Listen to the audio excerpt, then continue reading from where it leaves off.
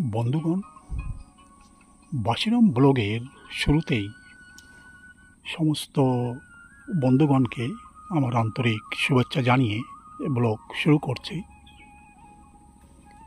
ধরণীর বুকে কোথাও বা সাগর স্বমহিমায় গর্জন করে চলেছে। শ্বেত শুভ্র বালুকা রাশি যা দেখবার জন্য লক্ষ লক্ষ পর্যটক ধরণীর প্রান্ত থেকে প্রান্ত পর্যন্ত ছুটে যায়। কিন্তু গ্রাম বাংলার মধ্যেও অপরূপ সৌন্দর্যমণ্ডিত হয়ে এখানে আছে, যা কেবলমাত্র বোধহয় কোনো ভাগ্যবান পর্যটকই এখানে এসে ঘুরে যান। গ্রামের মধ্যে ছোট বড় যে বাগিচা, তার মাঝখানে ছোট্ট নালা প্রবাহিত হয়ে গেছে এবং সেখানে গাছপালার ছবি অপরূপভাবে চোখের সামনে ধরা দিচ্ছে। গাছ ভরা নারকেল স্বমহিমায় মাথা উঁচু করে দাঁড়িয়ে আছে।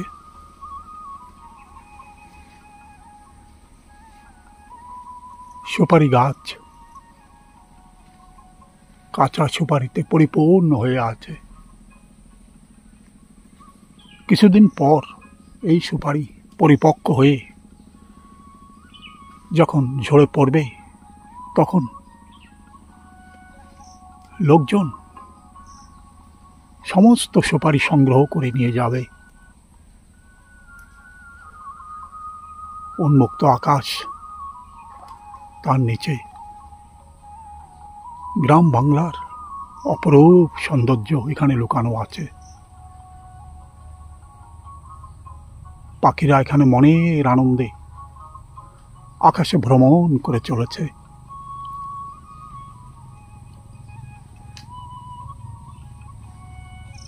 গাছে ফলে পরিপূর্ণ হয়ে গেছে। কলা গাছে কলার মোচা স্থিরভাবে ওখানে দাঁড়িয়ে আছে। ছোট ছোট পাখি এই কলার ফুল সংগ্রহ করবার চেষ্টা করছে। জলাশয়ের মধ্যে মনের আনন্দে ছোট ছোট মাছ খেলা করে যাচ্ছে। কিছু পোকা, জল পোকা, যেগুলি ছুটে ছুটে যাচ্ছে। গাছপালার ছায়া জলের মধ্যে আন্দোলিত হয়ে যাচ্ছে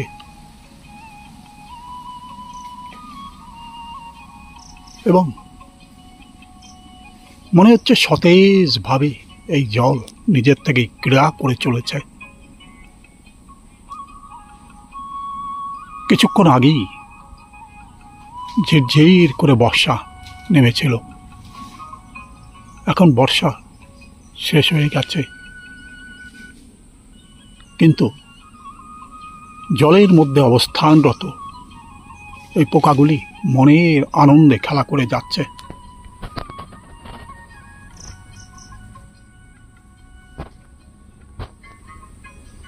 তাদের জগৎ ছোট্ট এই জলাশয়ের মধ্যেই অবস্থান করে আছে।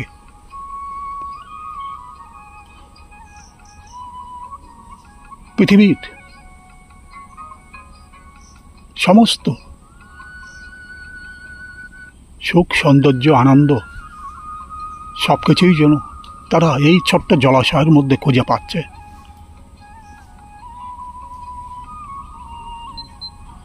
চারিদিকে নারকেল সুপারির বন ভীতিকা, তার মাঝখান থেকে এক ফালি আকাশ অত্যন্ত সুন্দরভাবে এখান থেকে দেখা যায়। মেঘলা আকাশ, তাই নীল আকাশকে ঢেকে রেখেছে। বহুদূর পর্যন্ত সাদা মেঘে পরিপূর্ণ হয়ে গেছে। ছোট্ট এই নালার মধ্যে হেলাঞ্চা শাকের বাগান পরিপূর্ণ হয়ে আছে এবং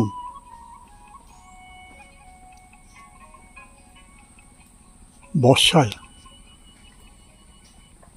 সমস্ত হেলাঞ্চা শাকগুলি জাগরিত হয়ে গেছে।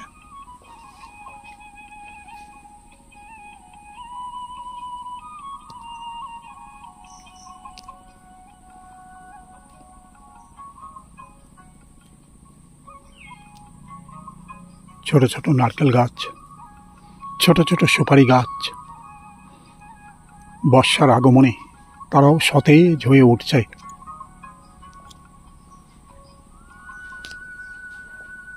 কয়েক বছরের মধ্যেই ছোট্ট এই সুপারি গাছ এমন বিশাল আকৃতি হয়ে যাবে এবং ফলে পরিপূর্ণ হয়ে যাবে।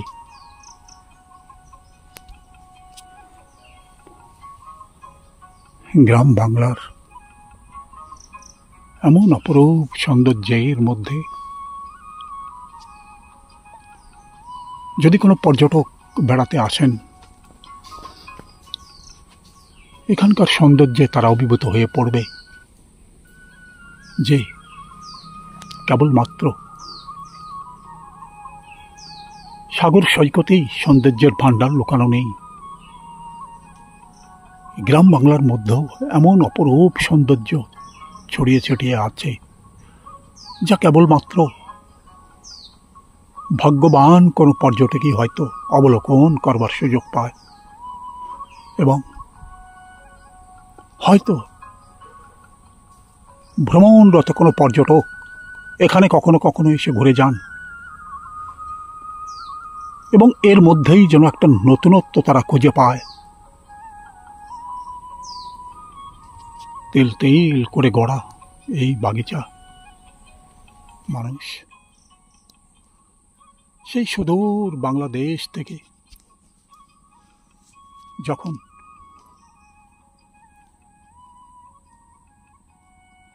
এই আন্দামানে এসে পদার্পণ করেছিলেন,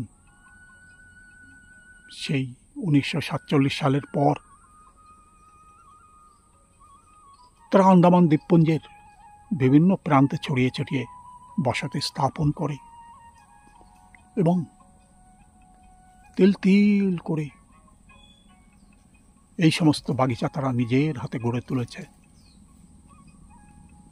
কেউ বা ফরিদপুর, কেউ বা ঢাকা, কেউ বরিশাল, কেউ যশোর জেলা এবং আরও অন্যান্য জেলা থেকে তারা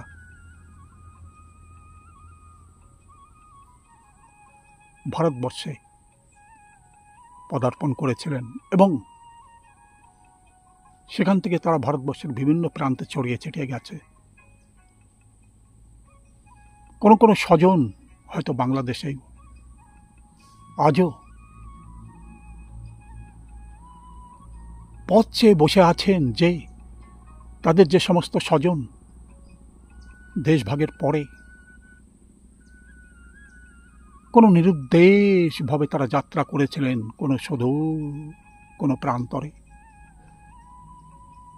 তাদের আশা আকাঙ্ক্ষা এটাই ছিল যে হয়তো তারা এই পথ দিয়ে প্রস্থান করছে, আবার এই পথেই তারা তাদের স্বভূমিতে ফিরে আসবে, কিন্তু আর কোনোদিনই তারা তাদের নিজের জন্মভূমিতে ফিরে যাবার সৌভাগ্য ঘটেনি। ভারতবর্ষের বিভিন্ন প্রান্তে তারা ছড়িয়ে ছিটিয়ে গেছে। তার মধ্যে এই আন্দামান দ্বীপপুঞ্জেও বেশ কিছু মানুষ তাদের নতুন বসতি স্থাপন করেছিলেন এবং দীর্ঘ সময় ধরে তারা আন্দামানের এই স্থানেই বসবাস করছেন।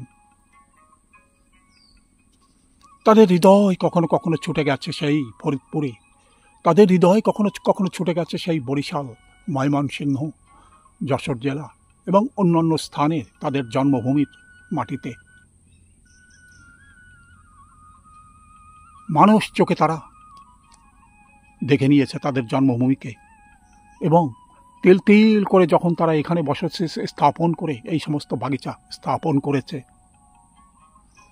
হৃদয়ের মাঝে তাদের জন্য ঝঙ্কৃত হয়ে গেছে তাদের সেই জন্মভূমির আশা আকাঙ্ক্ষা, যেখানে তাদের স্বজনকে হারিয়ে একসময় তারা ছুটে এসেছেন সুদূর আন্দামানে। অনেকেরই আশা আকাঙ্ক্ষা ছিল যে একবার অন্তত তারা সেই জন্মভূমিতে ঘুরে আসবেন, কিন্তু বেশিরভাগ মানুষেরই সেই সৌভাগ্য আর ঘটেনি। কালের প্রবাহে অনেকেই গত হয়ে গেছেন। মনের সেই সুপ্ত আশা আকাঙ্ক্ষা সঙ্গে করেই তারা প্রস্থান করেছে সেই না ফেরার দেশে।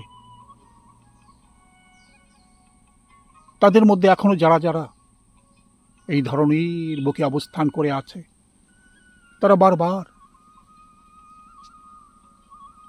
সেই জন্মভূমির দিকে তাকিয়ে থাকে এবং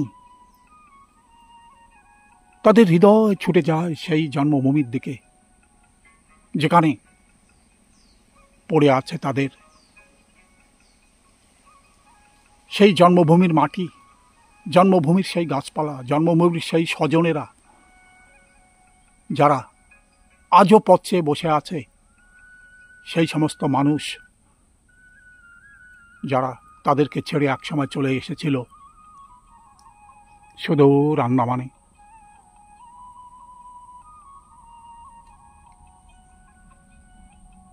কিন্তু নানা রকম সুবিধা অসুবিধার মধ্যে তাদের জীবন অতিবাহিত হয়ে যাচ্ছে, তবুও মনের আশা আকাঙ্ক্ষা তাদের এখনো শেষ হয়নি। তারা সিক্ত নয়নে তাকিয়ে থাকে সুদূর আকাশের দিকে।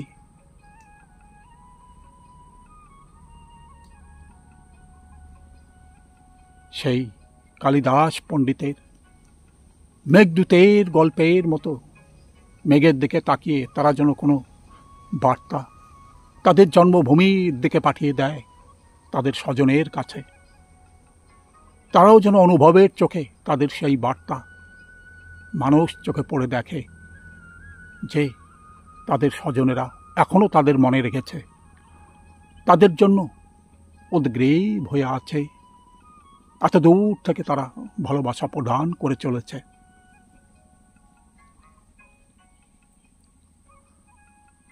এটাই মানুষের জীবনের ছন্দ।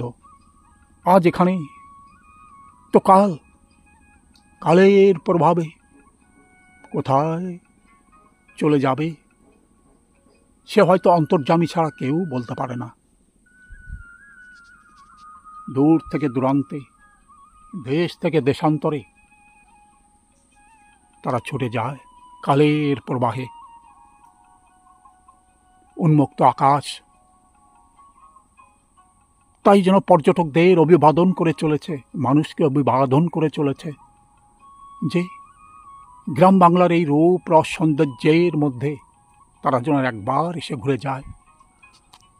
এখানেও যে সমস্ত মানুষ তাদের আরতি নিয়ে বসে আছেন, তাদের সাথে যেন একবার তারা এসে দেখা করে যান, যে অপরূপ সৌন্দর্যের মধ্যে তারাও যেন তাদের হৃদয়কে হারিয়ে ফেলে। ভ্রমণ পিপাসু মানুষ তাই দেশ থেকে দেশান্তরে ছুটে যান কেবলমাত্র ধরণীর বুকে অপরূপ সৌন্দর্যের মধ্যে হারিয়ে যেতে। শ্রদ্ধেয় বন্ধুগণ, এতক্ষণ এই ভিডিও আপনি কেমন দেখলেন কমেন্টস বক্সে লিখে জানাবেন। আপনার মতামত কমেন্টস বক্সে লিখে জানাবেন। ভিডিওতে যদি আপনি নতুন হন, দয়া করে একটা সাবস্ক্রাইব করবেন। ভিডিওর শেষে সমস্ত বন্ধুগণকে আমার আন্তরিক শুভেচ্ছা জানিয়ে এখানেই শেষ করছি। নমস্কার।